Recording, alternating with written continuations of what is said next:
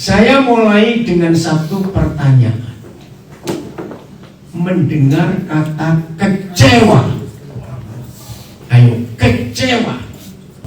Mendengar kata kecewa, itu muncul apa di benak kita? Ih, seperti nggak pernah kecewa aja ini, pura-pura. Maaf. Apa Ibu? Sedih. Kenapa? Kesel. Sedih, kesel. Oke, mungkin pertanyaan saya lebih persempit. Penyebab kecewa? Sakit hati? Bukan. Penyebab kecewa bukan sakit hati. Percaya. Pak Boy percaya bagaimana kira-kira? Tadinya percaya jadi. Oh, tadinya percaya sekarang tidak. Bukan. Nah, itu loh. Ekspektasinya, harapannya, keinginannya, tuntutannya tidak terpenuhi. Oke. Pertanyaan berikut. Kira-kira siapa yang paling banyak dituntut sehingga orang itu bisa kecewa? Artinya, ekspektasi, tuntutan, keinginan itu kan ada yang disasar, ada yang apa penyebabnya? Biasanya seringkali siapa? Aduh, jangan begitu dong Pak. Bojo dewe katanya. Ya, jujur. Betul. Suami sering kecewa dengan istrinya, istri sering kecewa dengan suaminya. Semua berkata amin, gak usah pura-pura. Tuhan, kami ini jujur-jujur loh Tuhan. Betul saudara. Kalau saya lihat di ruangan ini yang belum nikah cuma anak ini. Oh, ada juga. Oke, gini ya, saya mau ngomong, dengerin baik-baik. Ya, dengerin baik-baik. Yang belum menikah, buka kuping betul-betul.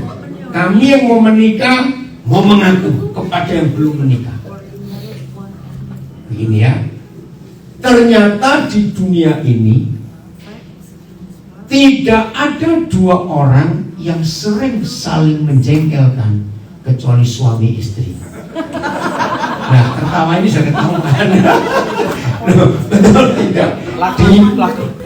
Di dunia ini ternyata hanya dua orang yang sering selalu menjengkelkan, ternyata suami istri. Betul? Nah, karena tadi itu ekspektasinya ketinggian. Lo betul tidak? Tuntutan harapannya terlalu tinggi. Coba renungkan begini. Sebelum kita kecewa dengan seseorang karena harapan ekspektasi kita begitu tinggi, renungkan sebentar. Kira-kira diri kita sendiri mampu nggak kalau diekspek oleh orang ini untuk kita lakukan? Jawabannya apa? Kira-kira mampu tidak? Ya sudah, gitu loh maksudnya. Aku nggak ngerti. Loh betul, ya sudah. Kalau kita tidak bisa diekspek, dituntut, diharapkan setinggi itu oleh pasangan kita atau oleh seseorang, ya sudah. Ya sudah itu artinya apa sih? Nah, terima apa adanya. Jangan menuntut juga. Betul? Nah, kira-kira kalau semua kita, khususnya suami istri, melakukan hal seperti itu, rumah tangga kita jadi seperti surga atau seperti pasar? Pasar, oh jangan dong Pak. Nanti maksudnya, maka keluarga kita kan jadi seperti surga. Kenapa? Nah, perhatikan. Papa di surga itu suka menuntut kita atau mengharapkan kita untuk berubah. Mengharapkan. Ayo, mana yang betul? Tuhan. Tuhan itu suka menuntut kita atau suka mengharapkan kita ini berubah? Mana yang benar? Mengharap. Dia nggak pernah nuntut, sudah. Pendeta lebih sering nuntut jemaatnya. Bukan Pak Rey itu orang itu. Betul tidak? Tuhan saja ekspektasinya kepada kita nggak pernah tinggi-tinggi. Loh, betul tidak? Dia memang berharap kita berubah. Maka itu suami istri supaya tidak sering kecewa dan tidak saling mengecewakan, hari ini turunkan standar tuntutan kita. Enggak ada yang mau. Amin. Lihat makanan enak-enak saya sudah nyuntik di dapur tadi. Amin. Amin. Supaya tidak ada kekecewaan dalam hidup kita, turunkan standar kita. Ya, saya mau tunjukkan fakta. Sebagai gereja, sebagai anak-anak Bapa di surga, sebagai murid-murid Tuhan Yesus. Oh ya, sebelum Pak, ada yang ngomong di situ? Kecewa? Nggak ada. Suara saya jelas, yang di Zoom, yang di Facebook, Instagram, coba dicek. Saudara lihat. Sebagai anak-anak Bapa di surga, sebagai murid-murid Tuhan Yesus, sebagai orang-orang yang percaya, kita sering nggak kecewa dengan Tuhan? No, nggak mungkin. Nggak mungkin. Ayo, betul? Sering nggak kita kecewa dengan Tuhan? Sering. Nah, ini masalahnya. Mengapa manusia kurang ajar begini kok bisa kecewa dengan yang Maha Kuasa? Jawabannya karena ekspektasi kita terlalu tinggi. Maka itu kita bisa kecewa dengan Tuhan. Dalam perjalanan kami tadi dari Alhambra menuju ke Ontario ini, kami diskusi di mobil tentang, Amerika ternyata menjadi negara pertama di dunia. Kalau dibanding negara-negara lain, cukup banyak pendeta besar bunuh diri di Amerika daripada negara lain.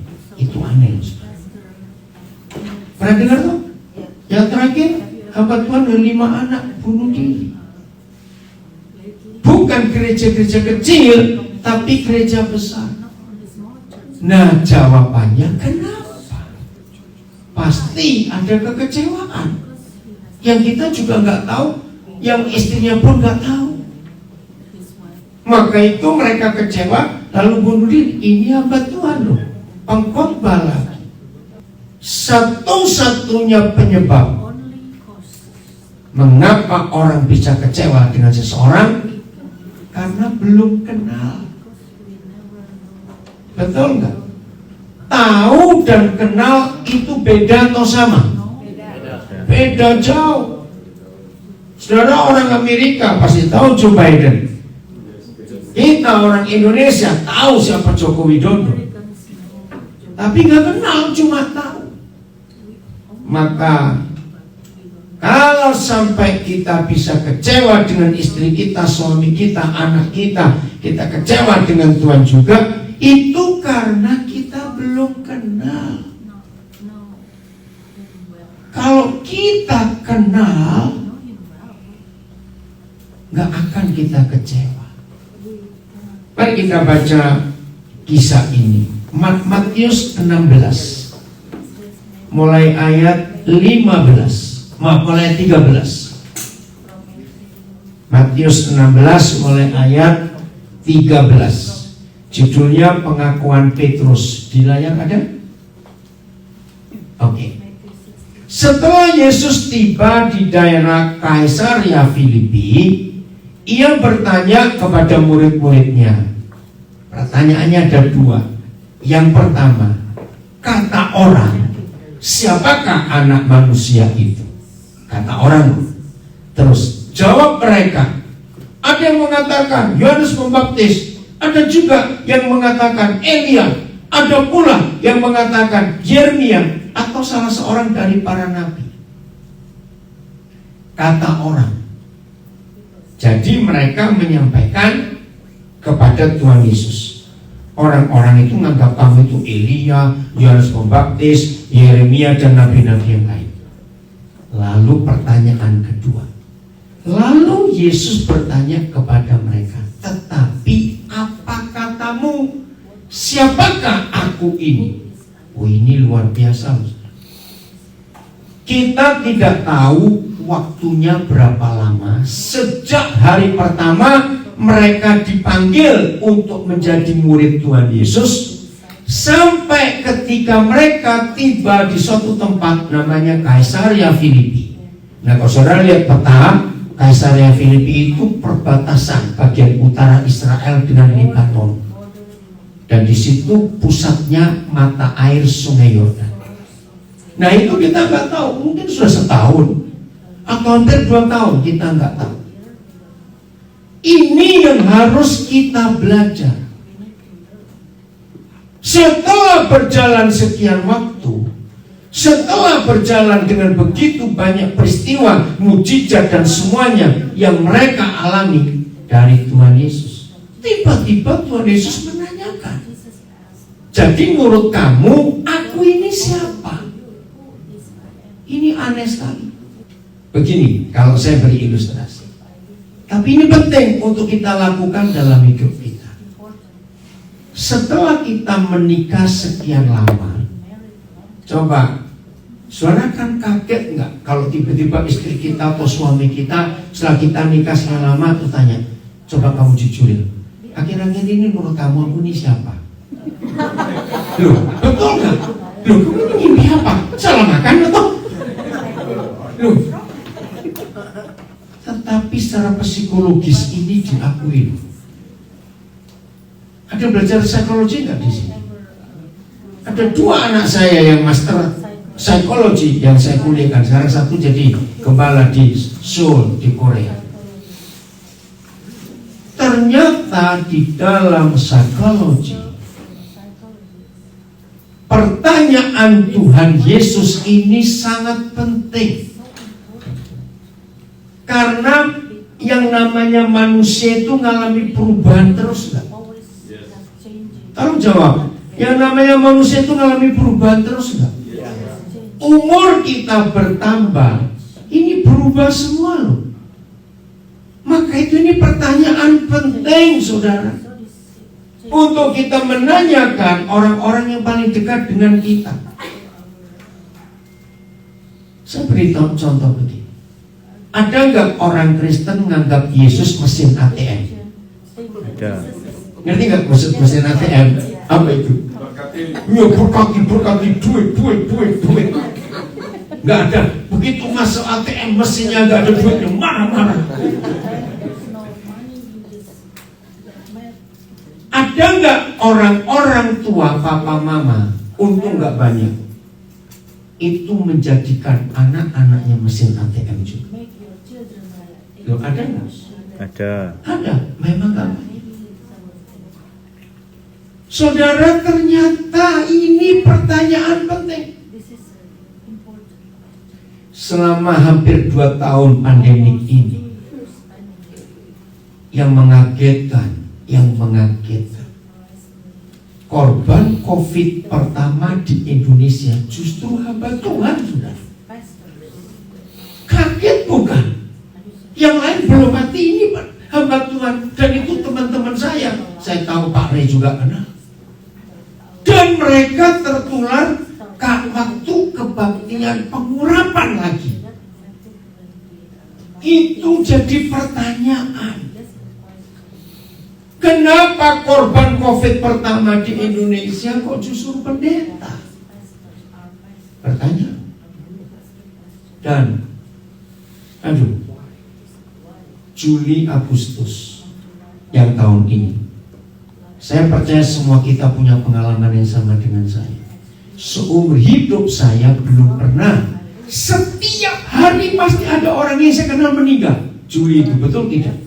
Sampai kita takut kalau mau buka HP pagi-pagi, siapa lagi yang mati? Loh, betul nggak, saudara? Juli Agustus itu ngeri, saudara. Bahkan 6 anak rohani saya meninggal, 4 saya harus menguburkan. Waktu saya mimpin pemakaman hanya dengan air mata. Orang bertanya enggak, di mana Tuhan? Loh betul? Di mana Tuhan?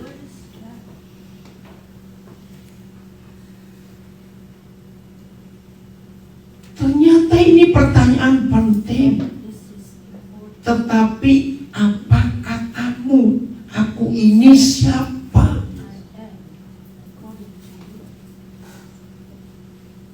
Selama COVID ini orang belajar uang gak ada artinya. Berjawab betul tidak? Karena yang kaya-kaya juga berkata kepada dokter, berkata kepada pihak rumah sakit, apa gak ada alat yang lebih mahal dari alat ini? Apakah gak ada obat yang lebih mahal dari obat ini? Kami bisa beli. Saudara, waktu saya dengar itu, di situ kita mau sombong apa dalam hidup? Kalau virus ini sudah masuk,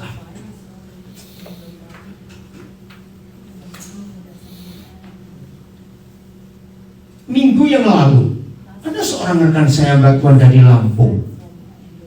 Tiba-tiba dia WA saya, Pak Daniel, waktu Kain membunuh Habel, Tuhan itu ada di mana? Loh, saya kaget. Ini abang kok tanya begitu? Akhirnya saya telepon, daripada balas WhatsApp juga lama.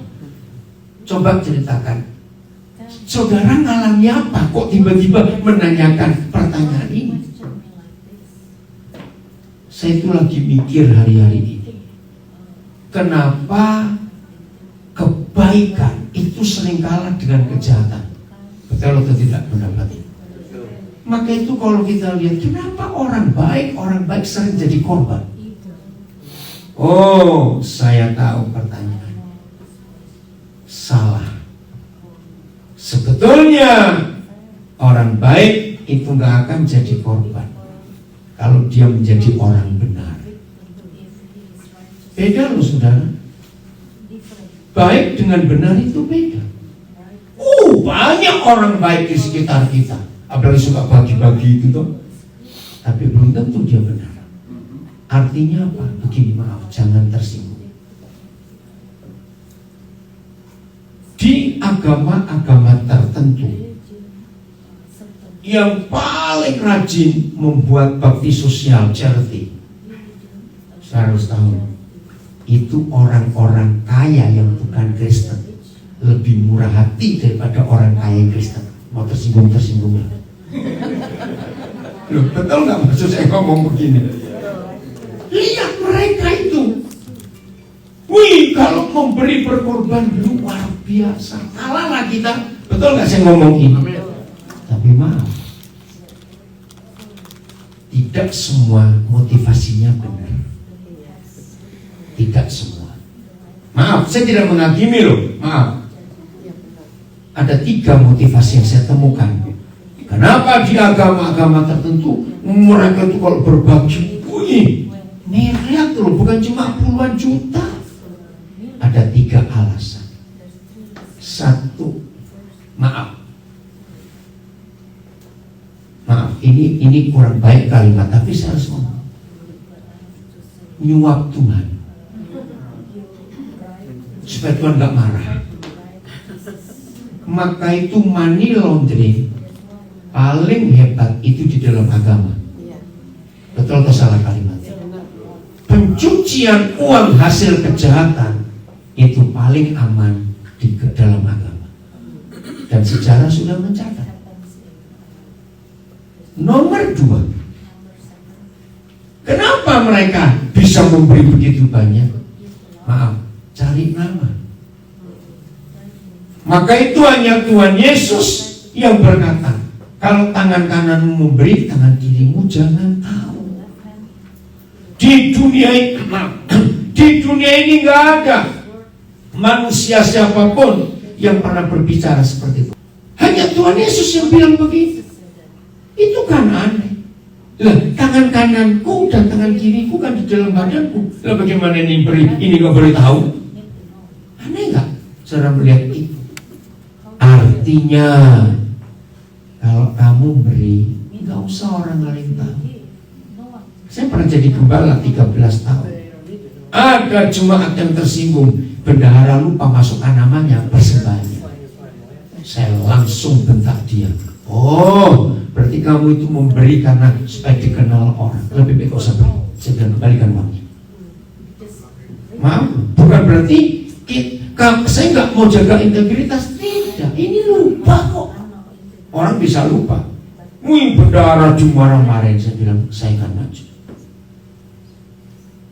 Beri cuma dikit aja kok, nama mau ditulis. Maaf, saudara, itu manusia. Nomor 3, kenapa orang-orang kaya bisa begitu murah hati beri? Ya habis dia punya banyak. Betul nggak? Dikasih segitu nggak rasa juga. Maka itu orang baik belum tentu benar.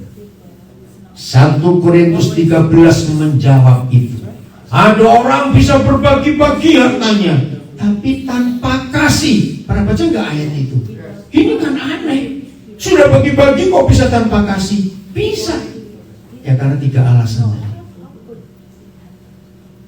Maka itu saudara, pertanyaan ini penting.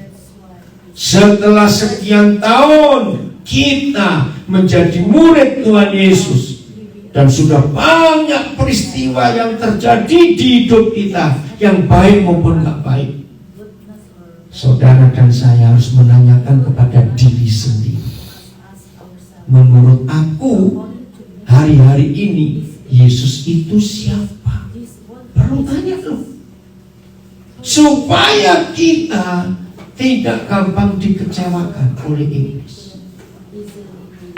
Nah, kembali ke Lampung tadi. Akhirnya saya jawab, Tuhan ada di situ. Waktu Kain bunuh Habel, loh kenapa Tuhan diam? Nah, terima kasih. Dituliskan ini 1 Korintus 13 ayat 3. Dan sekalipun aku mau bagi-bagikan segala sesuatu yang ada padaku, bahkan menyerahkan tubuhku untuk dibakar, tetapi jika aku tidak mempunyai kasih, baca selanjutnya, sedikit pun tidak ada faedahnya bagiku. Nah, orang pelit bisa salah loh baca ayat ini. Lo ngerti nggak? Ya udah, nggak usah bagi-bagi saja. Yang pelit itu maaf. Lo betul nggak? Kan nggak ada faedah, udah. Maka hati-hati kalau belajar firman Tuhan. Ayo kita lihat. Dia kaget waktu saya bilang pendeta ini, hah, Tuhan ada di situ. Waktu Kain bunuh Habel ada. Nah, terus pertanyaannya, kenapa Tuhan nggak melarang? Nah, ini dia. Tuhan nggak pernah menghalangi rencana kita, ide kita. Tuhan nggak pernah menghalangi. Catat itu baik-baik. Saya beri contoh dulu ya, nanti kita bahas. Siapkan Kejadian 4, mulai ayat 4 ya. Saya beri contoh dulu. Antara manusia dengan binatang, siapa yang bisa melawan Tuhan? Yang bisa berkata tidak kepada Tuhan? Itu. Binatang itu gak pernah lo berkata tidak. Binatang itu nurut. Loh betul. Loh, siapa pernah ngikuti kalau ada gerhana matahari? Itu luar biasa. Ya, waktu bergerhana matahari, binatang siang langsung gimana? Balik tidur. Padahal mereka rasa baru bangun rasanya, kok gelap lagi. Coba manusia, salah ini, pasti salah ini lagi. Binatang itu nurut, loh betul tidak sekarang? Binatang malam baru tidur sebentar, loh kok gelap lagi. Ngerti? Dan gerhana matahari itu gak pernah berjam-jam, gak pernah. Paling 2 jam, 3 jam. Begitu terang lagi, ayo binatang ini gimana? Berontak atau nurut? Nurut. Coba yang lain dong. Binatangnya berontak atau nurut? Nurut. Coba kita diatur gitu. Ngerti ilustrasi ini? Nah, maka itu dengarkan. Ternyata yang disebut the Almighty God itu hanya berlaku untuk binatang. Kepada manusia Tuhan tidak bisa maha kuasa, karena kita bisa melawan dia. Loh, betul atau tidak? Maka itu jangan suka nyalakan Tuhan dan kita kecewa dengan Dia karena kita belum kenal.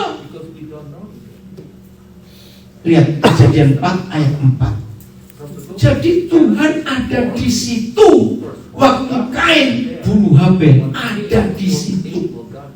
Maka itu pendeta ini kaget, loh, jadi kenapa Tuhan diam? Nah, ini rasa. Habel juga mempersembahkan korban persembahan dari anak sulung kambing dombanya, yakni lemak-lemaknya. Maka Yahweh mengindahkan Habel dan korban persembahannya. Ini mulai masalah. Ayat 5. Tetapi Kain dan korban persembahannya tidak diindahkannya. Lalu hati Kain menjadi sangat panas dan mukanya muram. Saudara, kita nggak bisa diskusi. Loh, kenapa Tuhan terima persembahan Habel? Kenapa Tuhan tidak menolak persembahan Kain?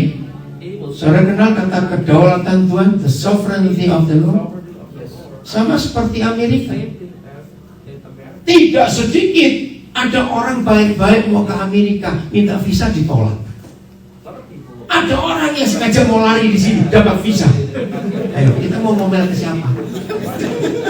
Lu maaf, saya ngomong itu. Jangan-jangan ada orang di sini.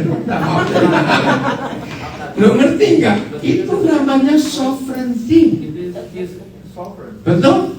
Haknya kedutaan Amerika mau kasih atau mau tidak. Karena saya sering tiap 5 tahun saya ngurus visa. Waduh, ada orang ngomel-ngomel makin menunjukkan sini perusahaan sini peraturan di Amerika. Kalau bilang tidak, ya tidak. Ganti. Betul? Itu namanya kedaulatan. Jadi kalau Tuhan terima Habel punya dan Kain, kita nggak bisa bantah. Sama seperti saudara bisa mempengaruhi Tuhan. Tuhan sekali-kali dong Tuhan terbitkan matahari dari barat, jangan timur terus. Kira-kira Tuhan dengar kita? Yuk jawab, Tuhan dengar kita? Enggak sama sekali. Ngapain kamu mengatur aku? Saudara, ini hak Tuhan. Nah, ayat 6. Ternyata pendeta ini baru tahu kalau Tuhan ada di situ waktu Kain mau bunuh Habel. Firman Yahweh kepada Kain. Berarti Tuhan ada di situ. Bisa tanya, Tuhan ada di situ? Ada. Dia berfirman. Mengapa hatimu panas, Kain, dan mukamu muram? Lanjut. Apakah mukamu tidak akan berseri jika engkau berbuat baik? Tetapi jika engkau tidak berbuat baik, dosa sudah mengintip di depan pintu. Ini kebenaran yang luar biasa. Tidak semua kita punya pengalaman maling sudah di depan pintu. Tapi kalau kita nggak bukain, dia masuk nggak? Ya sudah, itu artinya.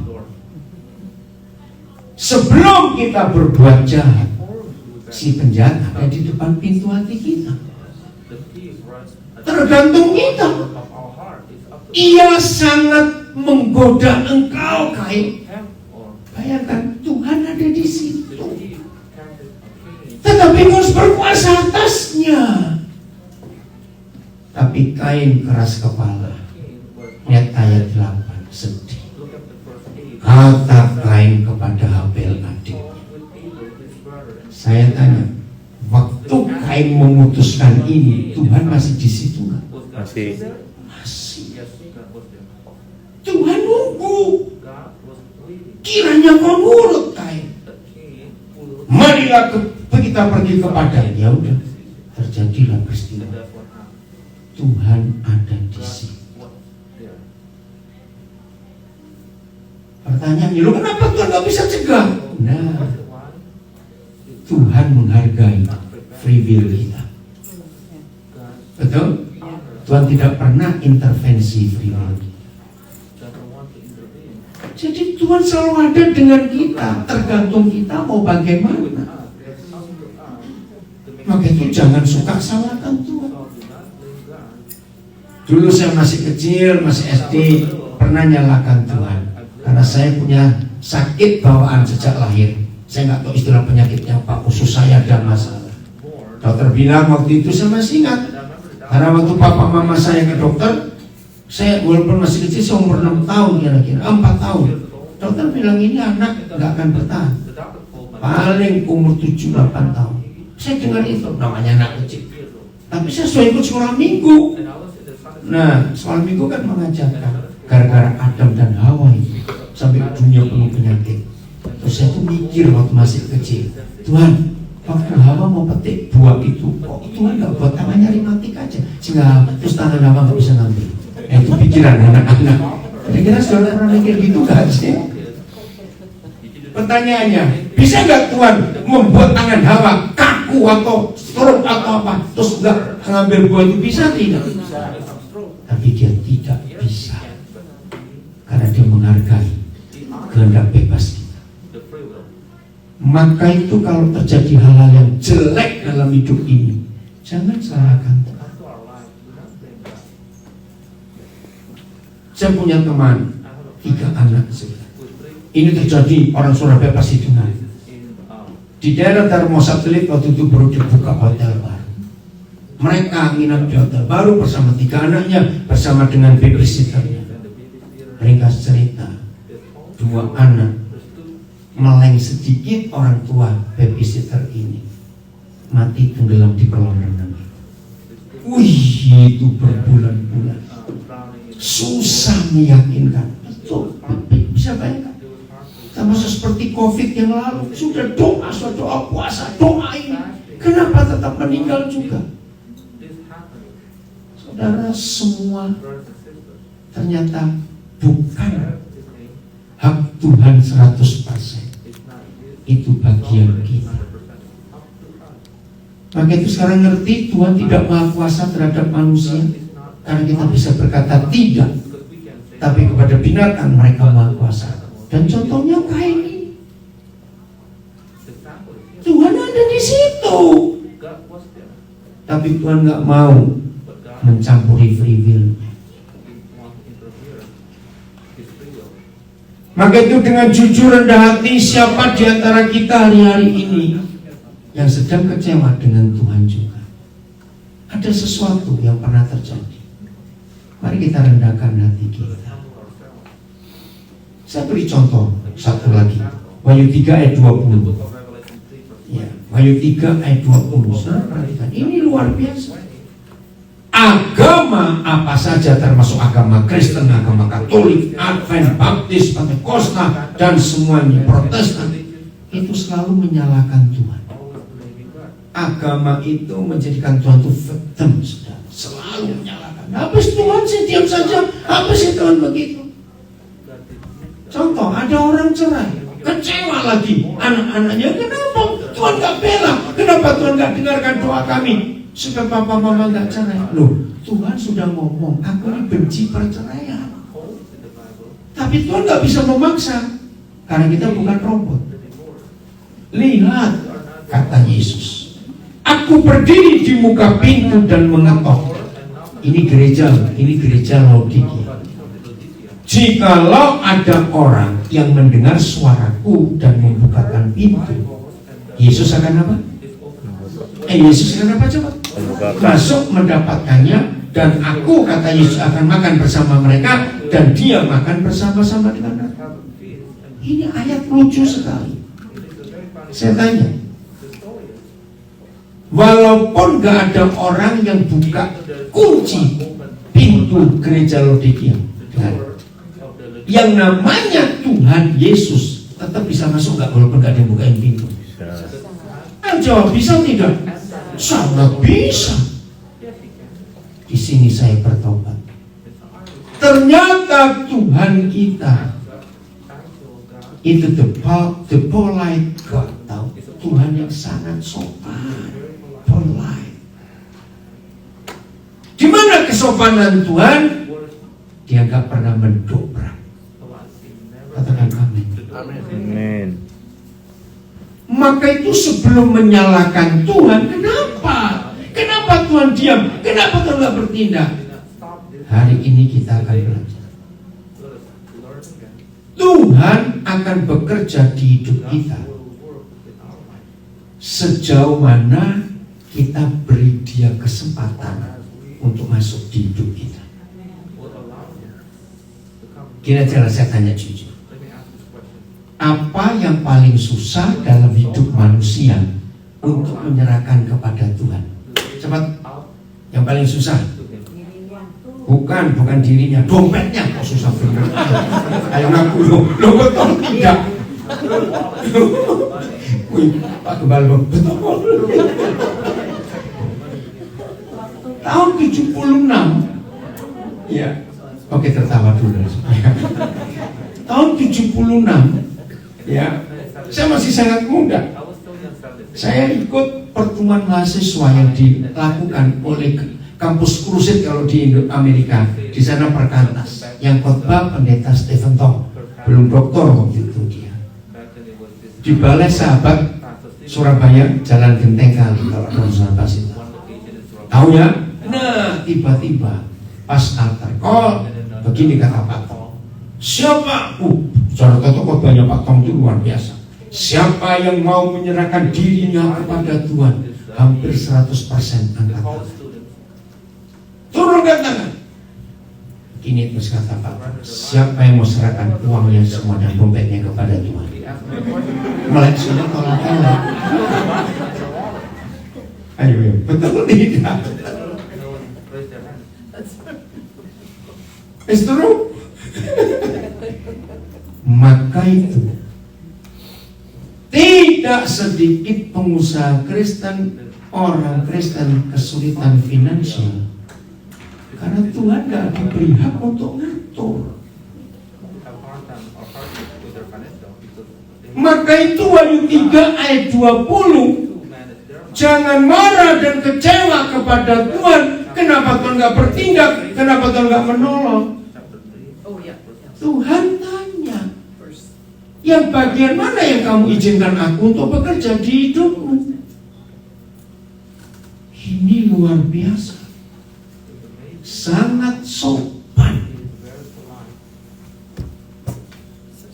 Gampang nyanyi I surrender all.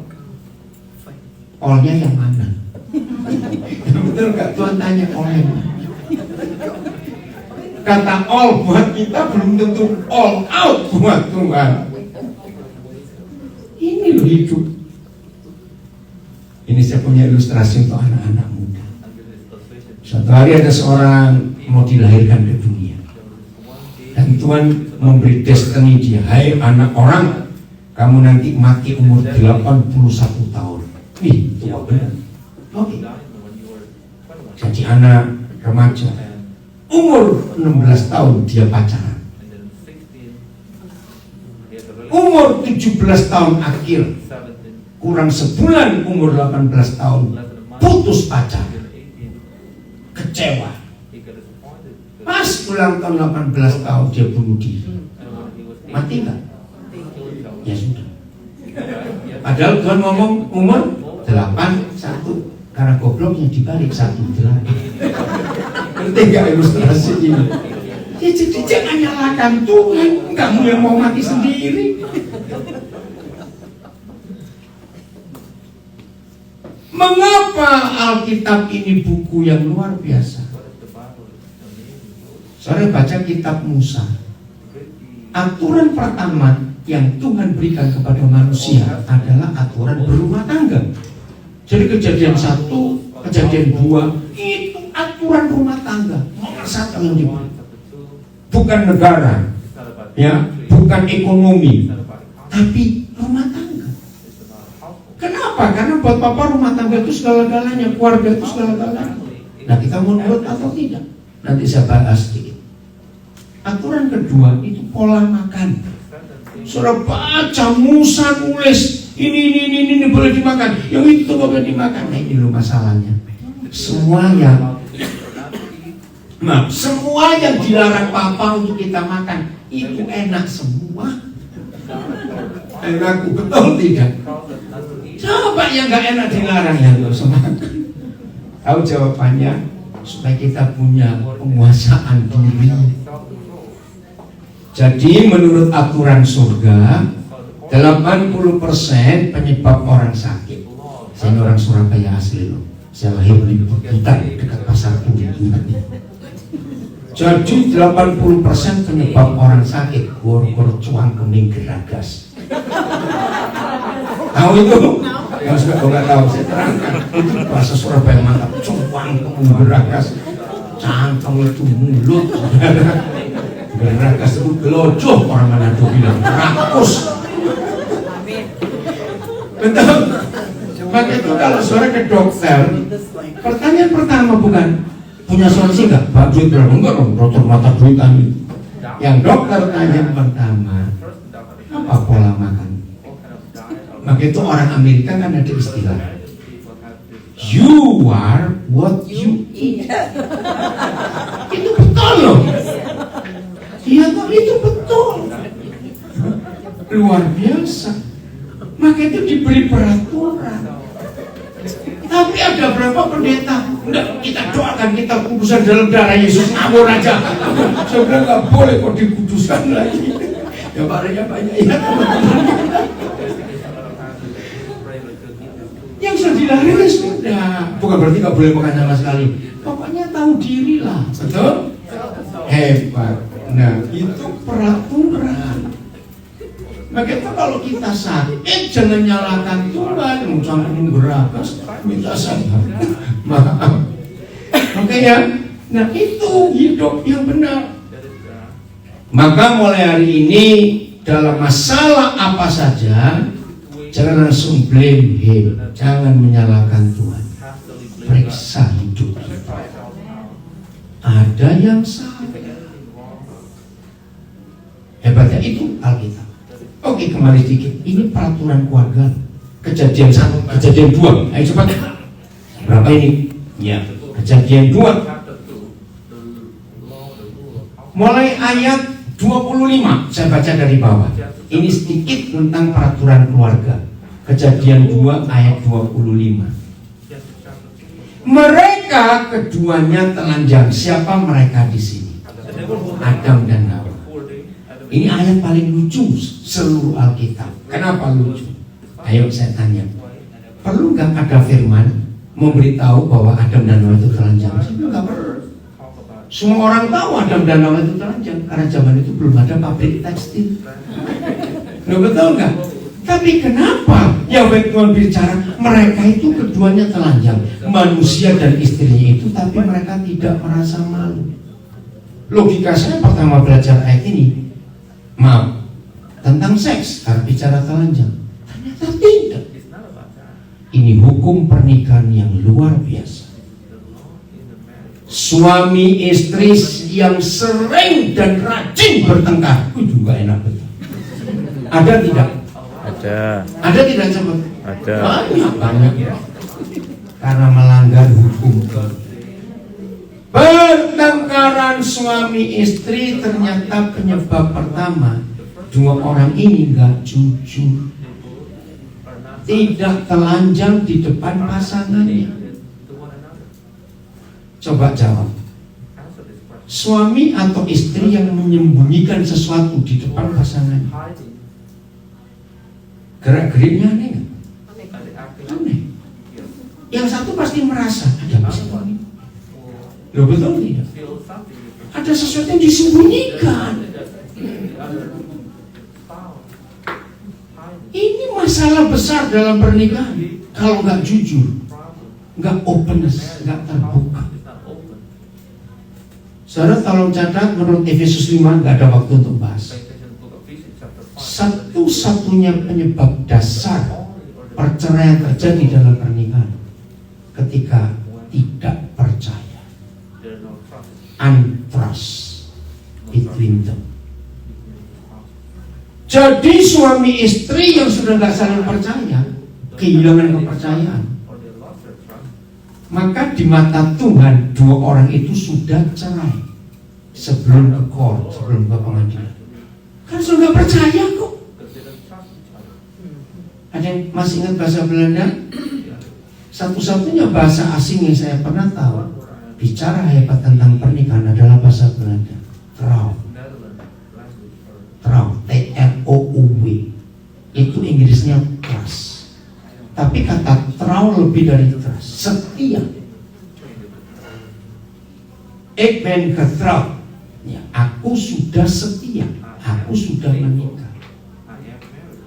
Nah, tapi kalau orang itu nggak setia berarti on trouw, nggak setia. berarti itu cerai.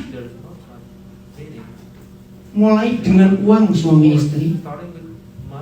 Kalau ada suami istri walaupun punya nomor akun di bank yang berbeda, nggak masalah. Tapi jumlah harus saling tahu. Hanya Tuhan Yesus, hanya Tuhan Yesus, nggak ada orang lain di dunia yang pernah berkata, sebab di mana ada apamu, di situ ada apamu. Terus apa? Jangan tertawa, saya tanya kok. Sebab di mana ada hartamu, di situ ada hartamu.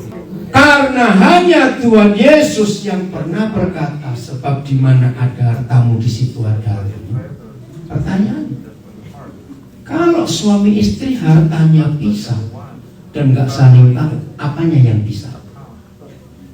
Hatinya yang pisah. Apa arti orang menikah pisah hati? Cerai goblok itu. Lo kok ketawa kenapa? Nah, ini loh. Ternyata di dalam keluarga Kristen kelihatan munafik bagus waktu di gereja, tapi hatinya sudah pisah karena nggak saling percaya. Ngeri. Siapa yang ke WC, HP nggak boleh dibawa, takut diintip pasangannya, awas. Tidak boleh. Kalau saudara punya email, password harus saling tahu suami istri. Tidak ada rahasia. Ini luar biasa. Hebatnya Tuhan itu. Oke, cari sendiri banyak yang lain. Maka itu pulang di sini jujur.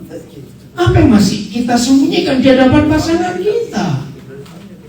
Kalau HP bunyi, salah satu handphonenya bunyi, lagi berdua ini, nggak boleh pamit. Sorry, aku minggir dulu. Awas kamu. Pasangan kita harus tahu kita telepon siapa dan bicara tentang apa. Setuju? Awas. Wih, kalau ini baru suatu ayat tuh saudara. Sudah. Dan itu hebatnya Alkitab. Luar biasa. Maka itu kalau saya konseling pranikah, orang tua mereka saya harus konseling juga. Apalagi kalau ada yang lebih kaya dari calon besan. Bahaya loh itu. Saya tanya kepada orang tua, nanti ibu bapak akan beri sesuatu kepada anak. Oh iya, kalau itu anak kami. Katanya kedua, untuk dia atau untuk mereka? Ini penting. Oh enggak, hanya untuk anak kami saja, karena besan kami itu kurang mampu. Saya sampaikan ke anak, papa mamamu kasih kamu sesuatu, tapi bukan untuk kalian, untuk kamu saja. Terima, ucapkan terima kasih, tapi titipkan balik, jangan kamu terima. Ngerti gak maksudnya? Kalau sampai ini diterima, ayo, orang tua sering tanya ke anak, masih utuh gak? Kurang gak? Nah, kenapa kurang? Kamu kasih mertuamu. Nah, lu boleh gak mikir seperti, maaf loh saya ini apa adanya. Ini bahaya. Wih, setan itu mak itu tadi. Bagian mana yang paling sulit kita serahkan kepada Yesus? Perlu lupa. Dompet ini masalahnya. Uang itu setan. Hati-hati dengan itu. Kenapa Pak Reng? Oh bukan Pak Reng, kenapa? Dengar saya ngomong apa? Sampaikan Pak Reng, gak apa-apa. Ngomong apa Pak? Uang setan. Ya memang uang itu setan. Hanya Tuhan Yesus yang bilang uang itu setan, gak ada orang lain. Ngeri sekali. Ayat 24, ayo karena waktu. Ayat 24. Ini hukum pernikahan yang luar biasa. Sebab itu seorang laki-laki akan meninggalkan ayahnya dan ibunya dan bersatu dengan istrinya sehingga keduanya menjadi satu daging. Luar biasa. Ini firman aneh juga. Adam dan Hawa itu kan pernikahan pertama di dunia. Berarti mereka sudah punya mertua, sudah punya orang tua atau belum? Dan ngapain difirmankan untuk mereka? Ternyata ini hukum yang luar biasa. Bagaimanapun juga anak laki kalau menikah harus keluar dari rumah orang tuanya. Bagaimanapun juga. Masalahnya Dari zaman dulu sampai zaman kapan, mama mertua gak bisa kumpul mantu perempuan. Loh, betul atau tidak? Walaupun dia istri pendeta, gak bisa. Sebab satu dapur gak bisa dua koki. Yang cowok-cowok di belakang awas memelukkan, ngajak istrimu masuk ke rumah orang tuamu, awas melanggar firman ini. Hebat loh firman ini, betul tidak saudara? Sudah diatur duluan. Maka itu anak-anak gadis harus kita beritahu. Kalau kamu sudah setuju, semuanya oke, tanya cowokmu sudah punya rumah atau belum. Gak harus beli, gak harus beli. Hebat ya firman Tuhan ini saudara. Jadi nggak percuma kita memperdamaikan mama mertua dan mentu perempuan, percuma. Usah difirmankan, nggak bisa. Belum lagi ntar masalah cucu, ribut lagi itu. Ngaku betul tidak? Makanya kalau kita betul luar biasa. Cucu nggak boleh ikut oma opa, rusak. Setuju? Apalagi oma opa, cucunya mirip, ini mirip opa ini, mirip opa ini. Minta apa saja dikasih, betul tidak? Mulai itu anak-anak bilang, "Ma, ke rumah opa saja." Nah ini mulai rusak, mulai rusak. Karena di rumah opa semuanya boleh, nggak bisa. Hebatnya lagi kita itu, makin ini diatur luar biasa. Ayat terakhir karena waktunya ya. Ayat 23, nah itu keren lagi. Ayat 23. Lalu berkatalah manusia itu, Adam, nah itu Inggrisnya bilang Adam. Inilah dia. Soalnya kalau kata inilah dia itu surprise nggak? Loh, saya tanya iya atau tidak? That is it. Nggak ada orang berkata inilah dia. Nggak ada. Nah, ayat ini menolong semua pernikahan yang di atas 3 tahun. Yang masih pengantin baru nggak bisa pakai ayat ini. Saya dapat ayat ini karena saya tanya kepada Bapak di surga. Bapak beri saya 1 ayat saja supaya menjaga rumah tangga saya ini masih aman. Saya juga manusia, bisa salah. Bisa nggak namanya manusia timbul rasa bosan? Bisa. Ih, hati-hati loh suami istri bosan, celaka itu. Nah, untuk ngetes kita nggak bosan, yaitu ayat ini. Adam kan baru dibius total. Ya atau tidak? 21-nya Adam dibius total. Kenapa dibius total? Deep sleep, ada kata deep sleep. Indonesia bilang tidur nyenyak. Coba lihat ya 21-nya. Tuhan membuat Adam itu tidur nyenyak. Inggrisnya deep sleep. Kenapa nggak cuma tidur saja? Kenapa nggak cuma sleep saja? Wih, ada 2 alasan. 1, ini kan operasi tulang rusuk, bukan operasi jerawat. Ngerti nggak bedanya apa kalau operasi rusuk dan jerawat? Mana dibius total? Iya, tulang rusuk dong. Kok nggak dibius total, ada kecet-kecet gitu, aduh, sakit. Nah, alasan kedua, kenapa Tuhan membuat Adam deep sleep? Namanya manusia kan cerewet. Ketika Adam melihat Tuhan membuat Hawa, pasti komen, pipinya kenceng berkudu. Aduh, hidungnya besar Tuhan. Aduh, betisnya. Nah, daripada Tuhan direcoki, tidur kamu. Itu maksudnya. Nah, ini nggak ada di sekolah teologi, mana nggak ada. Sekolah logika anak ini ya. Nah, begitu suami bangun, ini ayat yang luar, ini barometer pernikahan kita. Begitu suami bangun, maka itu mulai besok pagi para istri bangun agak siang. Suami bangun dulu, janji besok ya. Pak Gembala ngecek semua keluarga jemaat ya, mulai besok pagi. Nah, begitu suami bangun, kan stretching bukan? Gitu ya toh? Nah, waktu suami noleh ke samping, melihat sekongkok daging masih tergeletak di sini. Ini bukan sekongkok daging, bukan? Oke? Nah, kenapa Tuhan pakai waktu bangun tidur? Karena bangun tidur itu masih asli. Betul nggak? Semuanya asli lah, baunya juga asli, sudah belum dicek sebabnya. Oke? Nah, suami-suami waktu kita noleh ke samping, ini loh, apa reaksi kita ngeliat istri kita? Kalau begitu setelah cium mulai, cuma diem saja melihat. Awas. Harusnya semua suami tiap bangun pagi melihat istrinya masih tidur harus ada surprise. Inilah dia. Hebat ini ayah. Mengagumi istrinya. Awas yang bilang, kalau bisa istri adikku ya awas yang bilang. Apalagi begitu mulai, kudu gemuknya, awas kamu begitu.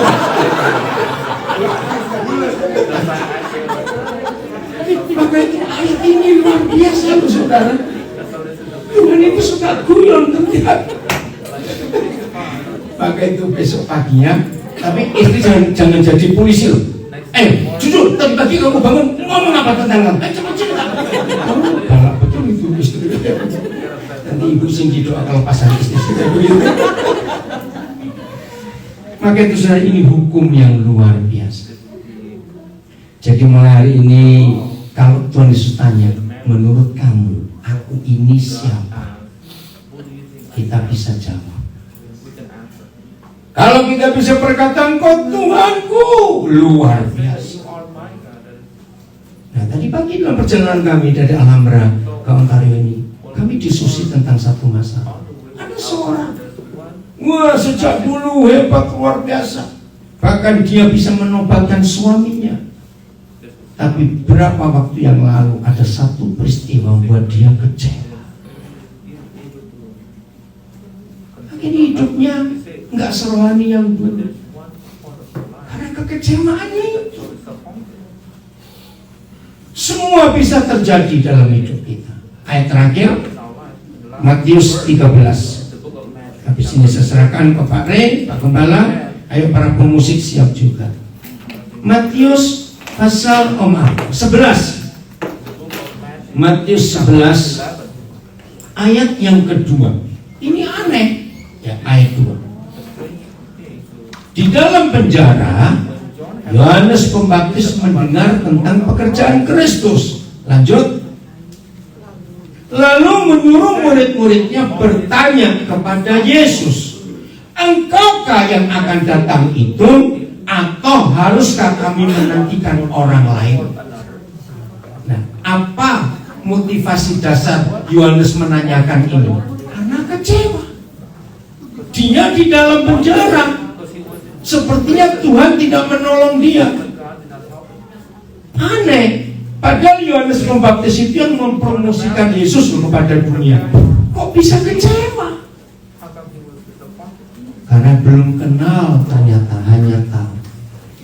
Maka itu mulai hari ini saudara, mari kita ubah cara hidup kita. Mau berubah? Jadi hidupnya benar, supaya kita nggak kecewa lagi. Turunkan tuntutan kita terhadap istri kita, suami kita, anak kita. Turunkan supaya kita nggak kecewa dengan siapa saja. Kita bisa menerima semua keadaan orang-orang di sekitar kita. Tuhan Yesus memberkati kita semua. Selamat menjadi pelaku firman. Amin. Yang di rumah ikuti, belajar. Bagaimana tepuk tangan buat Tuhan Yesus yang luar biasa untuk menyatakan dirinya lewat firman ini. Maka suami istri pulang penuh dengan damai. Amin. Jangan satu keluar di pintu situ, satu keluar di pintu sebelah. Awas saja. Bareng-bareng. Tuhan memberkati. Haleluya.